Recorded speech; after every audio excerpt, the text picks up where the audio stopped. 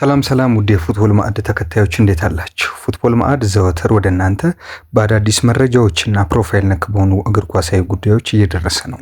አሁን የዝውውር መረጃዎችና ሌሎች አዳዲስ ጉዳዮችን የምንዳስስበትን ጥንቅር ወደ እናንተ ይዘን ቀርበናል። አብሮነታችሁ አይለየን።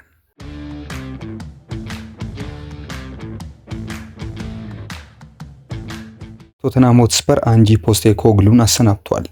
የሰሜን ለንደኑ ክለብ ቶተንሃም ሆትስፐር የክለቡን አሰልጣኝ አንጂ ፖስቴኮግሉን አሰናብቷል። አሰልጣኙ በስፐርስ በነበራቸው 2 ዓመታት ቆይታ የአውሮፓ ሊግ ዋንጫን አሳክተዋል። በፖስቴኮግሉ የተመራው ቶተንሃም በተጠናቀቀ የውድድር ዓመት በፕሪሚየር ሊጉ ደካማ የውድድር ጊዜ ማሳለፉ አይረሳም። በሊጉ ካደረጋቸው 38 ጨዋታዎች በ22ቱ ተሸንፎ 11 ጨዋታዎች አሸንፎ በ5 ጨዋታዎች ደግሞ አቻ ተለያይቷል። ውጤቱን ተከትሎም በሊጉ የደረጃ ሰንጠረዥ 38 ነጥብ በመሰብሰብ 17ኛ ደረጃን ይዞ አጠናቋል። አሰልጣኝ አንጂ ፖስቴኮግሉ የአውሮፓ ሊግን በማሸነፍ ቶተንሃምን ከ17 ዓመታት በኋላ ከዋንጫ ጋር ማገናኘት ቢችሉም በፕሪሚየር ሊጉ ቡድኑን ውጤታማ ማድረግ ባለመቻላቸው ነው የተሰናበቱት።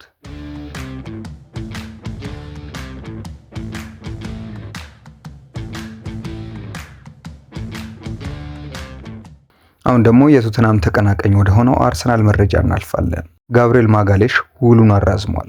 ብራዚላዊው ተከላካይ ጋብሪኤል ማጋሌሽ ከአርሰናል ጋር ያለውን ውል አራዝሟል። የ27 ዓመቱ ተጫዋች በሰሜን ለንደን እስከ 2029 የሚያቆየውን ውል ነው ማራዘሙን ክለቡ ዛሬ ያስታወቀው። በ2020 ከፈረንሳዩ ሊል መድፈኞቹን የተቀላቀለው ብራዚላዊው በአርሰናል ቤት ለመቆየት በመወሰኔ ደስተኛ ነኝ ብሏል። የአርቴታ የመጀመሪያው ፈራሚ የነበረው ተከላካዩ የሳዑዲ አረቢያ ክለቦችን ጨምሮ በትላልቅ የአውሮፓ ክለቦች ቢፈለግም መቆየትን ምርጫው አድርጓል።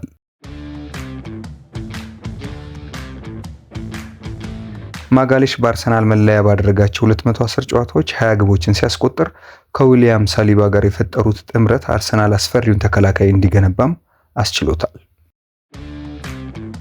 በመድፈኞቹ ቤት ውሉን ያራዘመው ጋብሪኤል ማጋሌሽ ከአርሰናል ጋር ዋንጫውን ማሸነፍ እንደሚፈልግ ገልጿል። አርሰናል አስደናቂ ክለብ ነው የሚለው ማጋሌሽ ውሌን በማራዘሜ ኩራት ይሰማኛል፣ ክለቡን፣ ደጋፊዎቹንና የቡድን አጋሮችን እወዳቸዋለሁ ብሏል። አክሎም ከዚህ ቡድን ጋር በጋራ ብዙ ነገሮችን አሳክተናል፣ አሁን ጊዜው ዋንጫዎችን የማሸነፍ ነው ሲልም የቡድኑን ግብ ጠቁሟል። ከአርሰናል ጋር የተወሰኑ ዋንጫዎችን እንደማሸነፍ ተስፋ አለኝ ያለው ከአርሰናል ጋር የተወሰኑ ዋንጫዎችን እንደማሸነፍ ተስፋ አለኝ፣ የአርሰናል ቆይታዬን እወደዋለሁ፣ ቤተሰቦችም ይወዱታል ሲል ተናግሯል። ከአርሰናል ቤት አልወጣንም። የአርሰናል የዓመቱ ምርጥ ተጫዋች ታውቋል።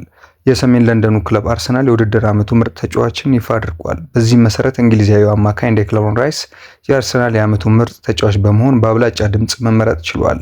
እንግሊዛዊው የፊት መስመር ተጫዋች ቡካዮ ሳካ ሁለተኛ ደረጃን በመያዝ ማጠናቀቁ ይታወሳል። ስፔናዊው ግብ ጠባቂ ዴቪድ ራያ ደግሞ 3ኛ ደረጃን በመያዝ አጠናቋል። እዛው አርሰናል ቤት ነን። አርሰናል አጥቂ ለማስፈረም እየሰራ መሆኑ ተመልክቷል። የሰሜን ለንደኑ ክለብ አርሰናል የፊት መስመሩን ለማጠናከር ከፍተኛ ጥረት ላይ መሆኑ ይታወቃል። በዚህም መድፈኞቹ አሁን ላይ ስሎቬኒያዊውን የጀርመኑን ክለብ ላይፕዚግ የፊት መስመር አጥቂ ቤንጃሚን ሴስኮን ለማስፈረም በንግግር ላይ መሆናቸው ተዘግቧል። አርሰናል ተጫዋቹን ለማስፈረም እያደረገ የሚገኘው ንግግር እድገት ማሳየቱን የዝውውር ጉዳዮችን የሚከታተለው ጋዜጠኛ ፋብሪዚዮ ሮማኖ ዘግቧል። መድፈኞቹ ከተጫዋቹ በኩል እንዲሁም ከክለቡ ጋር ያደረጉት ንግግር ፍሬያማ መሆኑን የተገለጸው።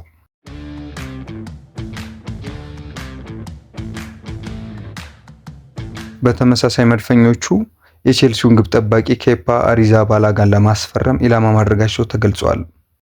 የቡድኑ ቁጥር 2 ግብ ጠባቂ ኔቶ የውሰት ውሉ መጠናቀቁን ተከትሎ አርሰናል ልምድ ያለው ተጠባባቂ ግብ ጠባቂ እየተመለከተ መሆኑ ተነግሯል።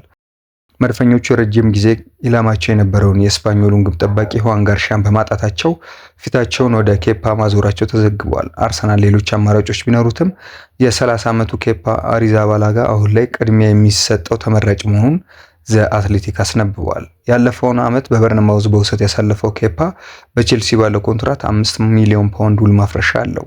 ይህንንም ተከትሎ መድፈኞቹ የቻምፒየንስ ሊግ እና ፕሪሚየር ሊግ ልምድ ያለው ግብ ጠባቂ በትንሽ ዋጋ ማግኘታቸውን እንደ ጥሩ አጋጣሚ ማየታቸው ተገልጿል። ኬሪ አሪዛባላጋ ባለፈው ዓመት በበርንማውዝ 35 ጨዋታዎች ሲያደርግ በ9ኙ ግብ ሳይቆጠርበት መውጣት ችሏል። ግብ ጠባቂው ከዓመታት በፊት 71.6 ሚሊዮን ፓውንድ ወጥቶበት ከአትሌቲክ ቢልባኦ ወደ ቼልሲ መዘዋወሩ አይዘነጋም።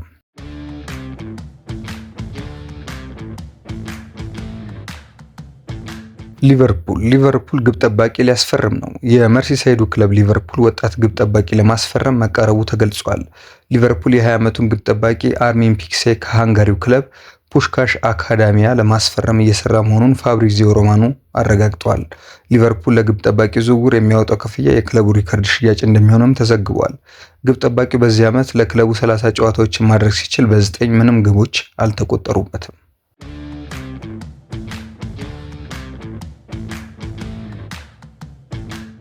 ወደ ኒውካስል እናልፋለን። ኒውካስል ዩናይትድ ካሉም ዊልሰንን ለማቆየት ንግግር ጀምረዋል። የ33 ዓመቱ አጥቂ ከኒውካስል ጋር በክረምቱ ሊለያይ እንደሚችል ቢዘገብም ክለቡ ግን ተጫዋቹን በሴንት ጄምስ ፓርክ ለማቆየት ንግግር መጀመሩ ተገልጿል።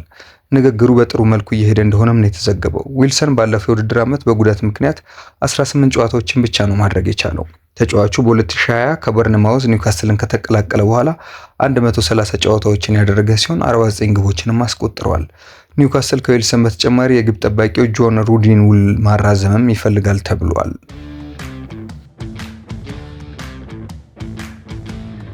ወደ ስፔን ላሊጋ መረጃችን እናልፋለን። ራፊንሃ የስፔን ላሊጋ የዓመቱ ምርጥ ተጫዋች ተብሏል። የባርሴሎና የፊት መስመር ተጫዋች ራፊንሃ የ2024-25 የውድድር ዘመን የስፔን ላሊጋ ምርጥ ተጫዋች ተብሎ ተመርጧል። ብራዚላዊው ኮከብ በውድድር ዘመኑ ለባርሴሎና በላሊጋው 18 ግቦችን ሲያስቆጥር 10 ግብ የሆኑ ኳሶችን ለቡድን አጋሮቹ ማቀበል ችሏል።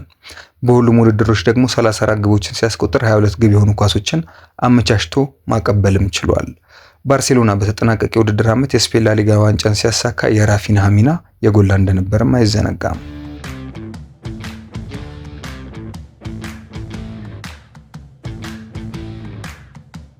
ወደ ጣሊያን ሴራ እናልፋለን። ኢንተር ሚላን አዲስ አሰልጣኝ ለመቅጠር ተስማምቷል። ከሲሞኔ ኢንዛጊ ጋር የተለያየው ኢንተር ሚላን ክርስቲያን ኪቪውን አዲስ አሰልጣኝ አድርጎ ለመሾም ከስምምነት ደርሷል።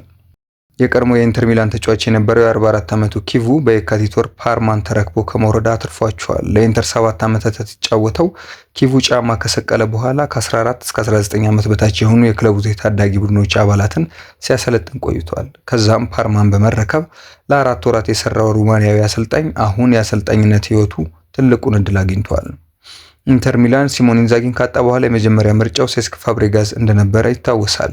ክለቡ ኮሞ ግን ትልቅ ተስፋ የጣለበትን ስፔናዊ አሰልጣኝ ለመልቀቅ ፈቃደኛ አልሆነም። በዚህም የቀድሞ ተጫዋቹን አሰልጣኝ አድርጎ ሊሾም መሆኑ ተሰምቷል።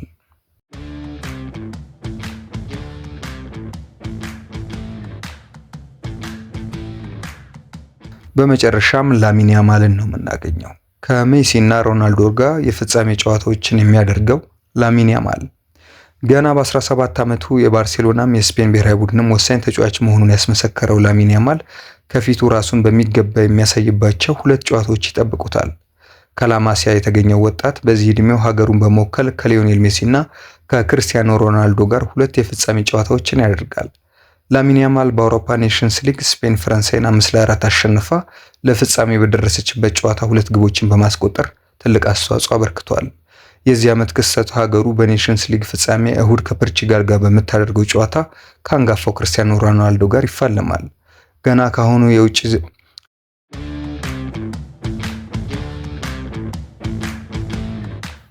ካሁኑ የመጪው ዘመን የዓለም እግር ኳስ ሚዛንን መቆጣጠር እንደሚችል በማሳየት ላይ የሚገኘው ላሚን ያማል በፋይናል ለሲማ ዋንጫ ደግሞ ከሊዮኔል ሜሲ ጋር የሚገናኝ ይሆናል። የአውሮፓ ዋንጫ አሸናፊና የኮፓ አሜሪካ ዋንጫ አሸናፊ በሚገናኝበት ፋይናል ለሲማ ያማል እንደ አርአያ ከሚመለከተውና በባርሴሎና ቤት ለዓመታት ከደመቀው ሊዮኔል ሜሲ ጋር የሚገናኝበት ይጠበቃል። የ2024 የአውሮፓ ዋንጫ አሸናፊዋ ስፔን እና የኮፓ አሜሪካ ሻምፒዮኑ አርጀንቲና የሚገናኙበት ፋይናል ላሲማ በቀጣይ የሚደረግ ይሆናል። በዚህ ዓመት ከካታሎኑ ክለብ ጋር 3 ዋንጫን ያሳካው እንዲሁም በሻምፒየንስ ሊግ እስከ ግማሽ ፍጻሜ የደረሰው ወጣቱ ተጫዋች ከፊቱ ከሚጠብቁ ትልልቅ ጨዋታዎች ላይ የሚያሳያቸው ብቃት ሁለቱ የምንጊዜም ከዋክብት ለዓመታት እየተፈራረቁ የያዙትን የበላይነት ወደ ራሱ የሚወስድበት ሊያደርገው ይችላል።